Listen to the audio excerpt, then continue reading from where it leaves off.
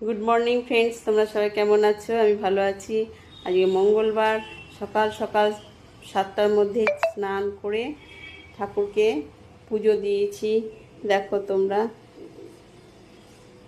এই দেখো ঠাকুরের ধুনো জ্বলছে, প্রদীপ জ্বলছে, সব জ্বলছে। ঠাকুরকে পুজো দিয়ে দিয়েছি মঙ্গলবার, যার জন্য ভাবলাম চান করে সকালবেলায় বড় মার পুজোটা সেরে নিই।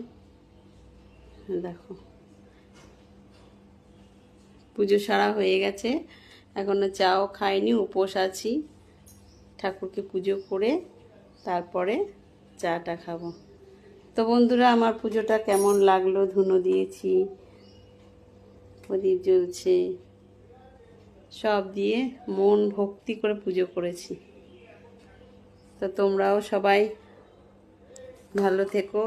Tata, bye bye. আবার তোমাদের সাথে আসবো।